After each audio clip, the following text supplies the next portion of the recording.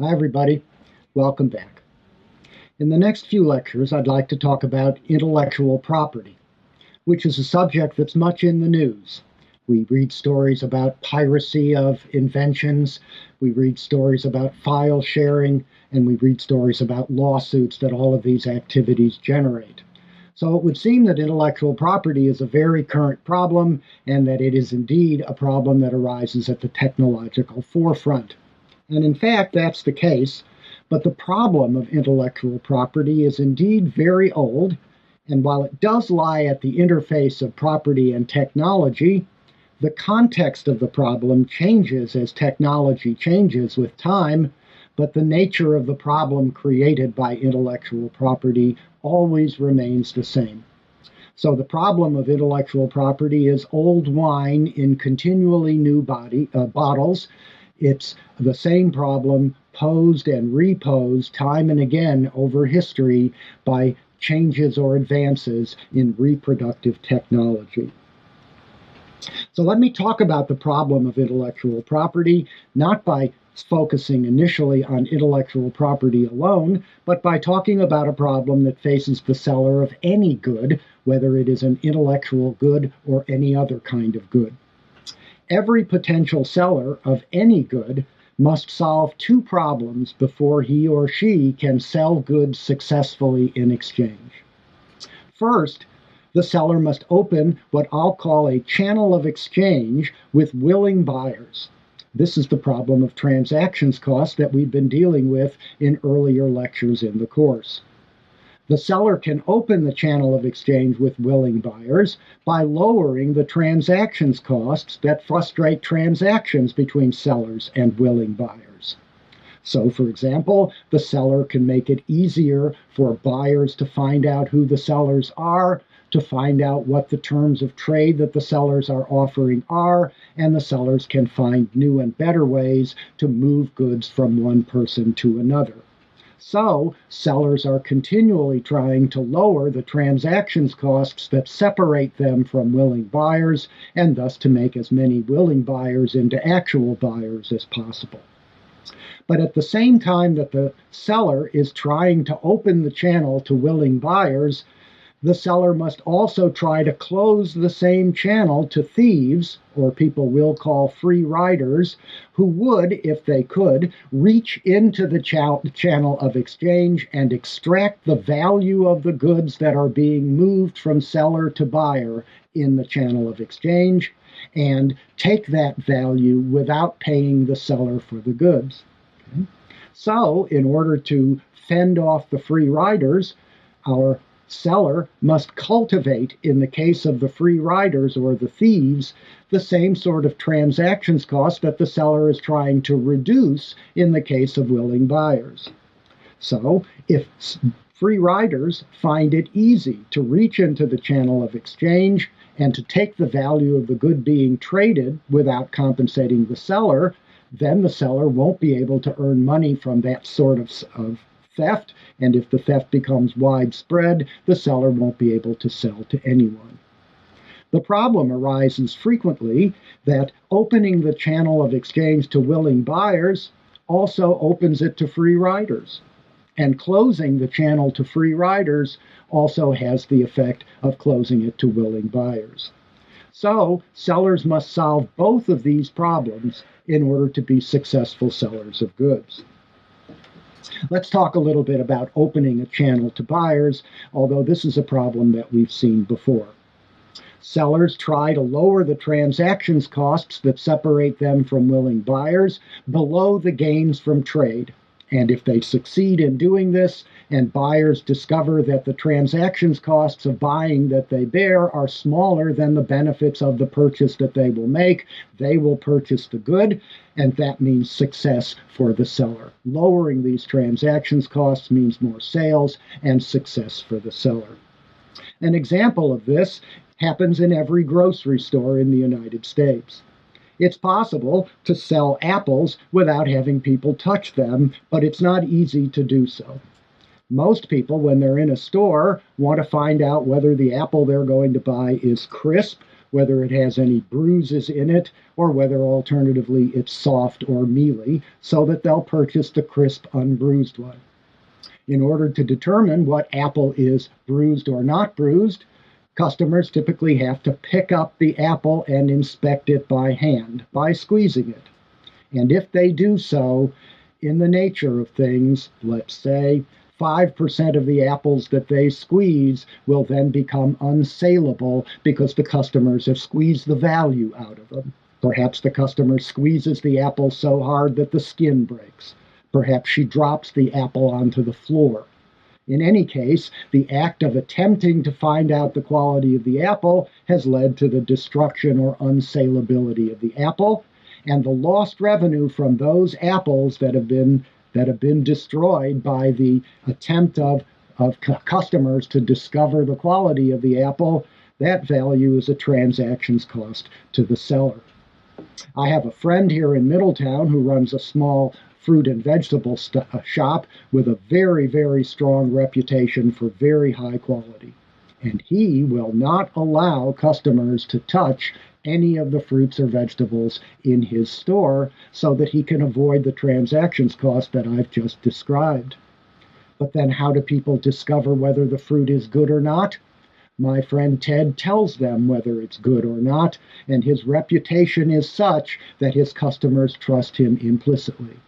And thus, by building a strong reputation for extremely high quality over many, many years, my friend Ted's been able to reduce the transactions costs of squeezing the fruit and thereby make more sales than his counterparts in the larger supermarkets are able to make.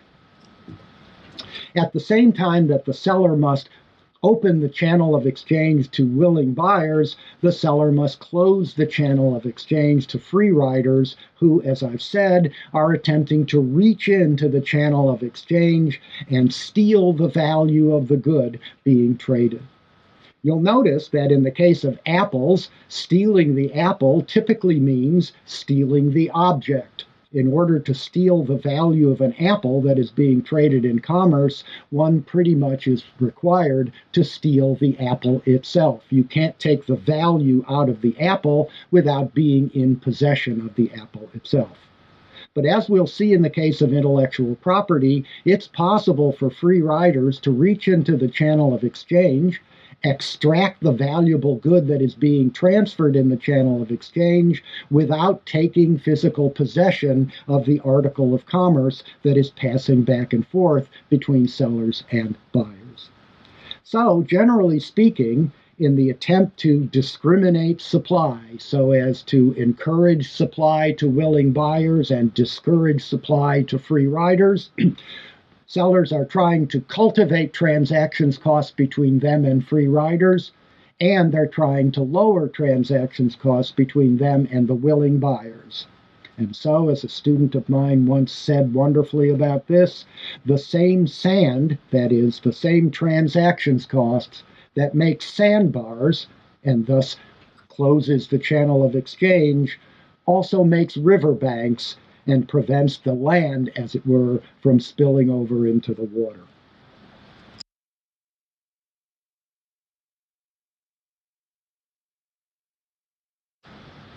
Where the seller succeeds in solving both of these problems of discriminating supply, the good is private, as we'll call it, and exchange is possible.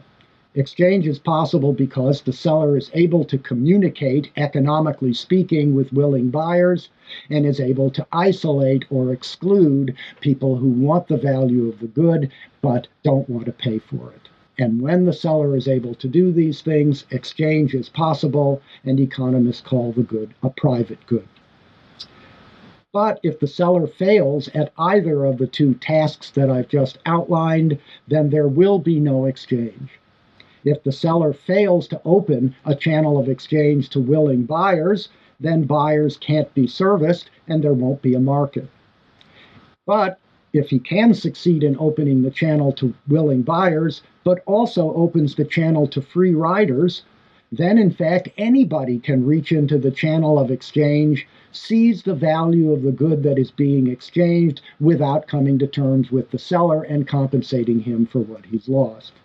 Since anybody can do this, and the seller has no way to exclude free riders when that exclusionary barrier is too low, the good becomes public, as the economists call it, and exchange fails precisely because non-buyers can't be excluded from consuming the value of the good, and thus there's no incentive for anybody to purchase the good.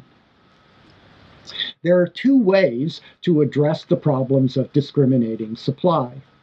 One of them I'll call brute force, and this amounts to changing the underlying values that motivate people to take an exchange relative to the transactions costs that they have to endure in order to complete the exchange.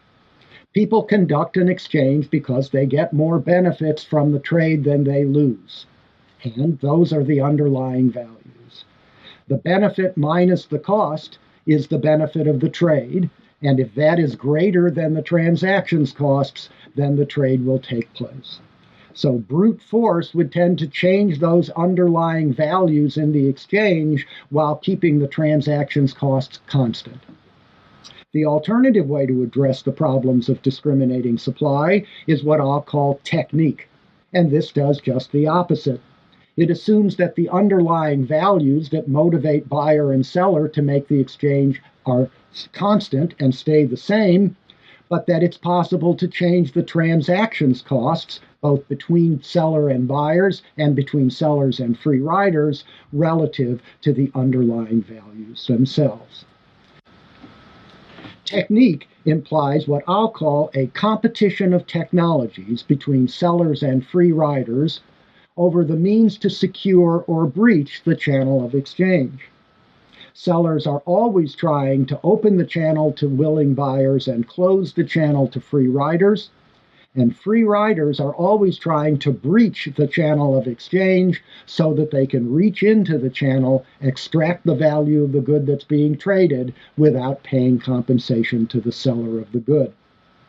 Where sellers prevail in the competition of technologies, exchange can proceed because willing buyers can be serviced and free riders can be excluded. But where exclusionary technologies fail, and thus free riders prevail in the competition of technologies, then sellers must either find a better technology to exclude those free riders or look for help in excluding the free riders from either social norms or, in the last instance, from the law itself to protect against theft in the channel of exchange. So, where exclusionary technologies fail, where the seller cannot overcome the free rider's technical ability to reach into the channel of exchange and seize the value of the good without compensation, the seller must turn to social norms or the law, what we'll call ancillary technology, in order to change the balance in the competition back over to favor the seller again and enable free exchange to proceed in the goods that the seller is selling. Let me illustrate all of these concepts with an example. Suppose at a university, the faculty would like to have a faculty club, but they'd like the faculty club to have certain characteristics that would distinguish it from an ordinary restaurant. Suppose the faculty wants no outsiders, that is, no one who is not a member of the university's faculty, to be able to enter into the faculty club. So they'd like to reserve the room of the club solely for members of the faculty. At the same time, they'd like to eliminate a commercial atmosphere from their faculty club, and so they don't want to have to pay for their food at the faculty club each time they use it. They want the club to seem like a private club, more like a home than a restaurant. And so they don't want, as it were, commercial dealings of any sort in the club. And so, to meet these two objectives, that is, no outsiders and no commercial atmosphere in the club, the faculty is given a room by the university, and they adopt the technology of an unguarded food buffet in a locked room. So the unguarded buffet provides food without commercial atmosphere, and the lock on the door keeps the outsiders away. These barriers against free riding by townspeople can be breached in two different ways. One of them is brute force.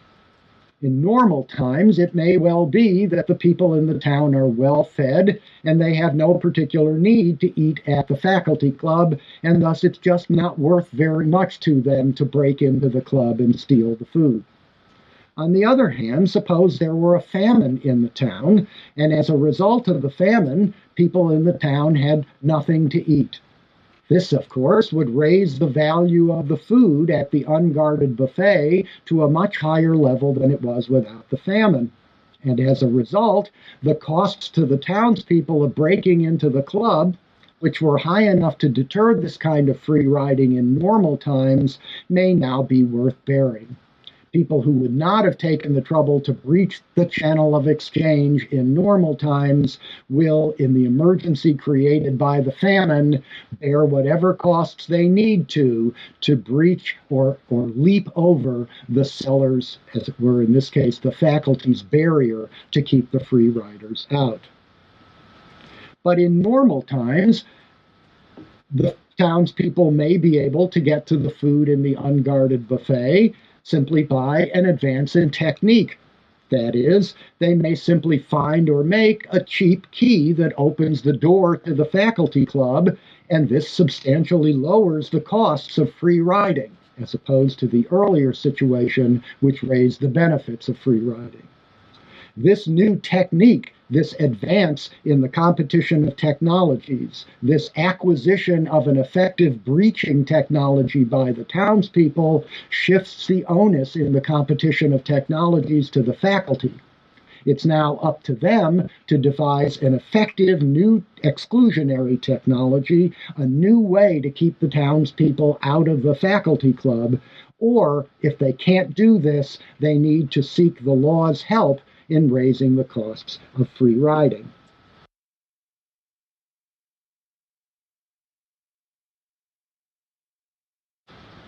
Notice, however, that if the townspeople are not starving and no cheap key exists to unlock the door, then the faculty can get what they want out of the club without the need for a norm or a law to guard them against free riding.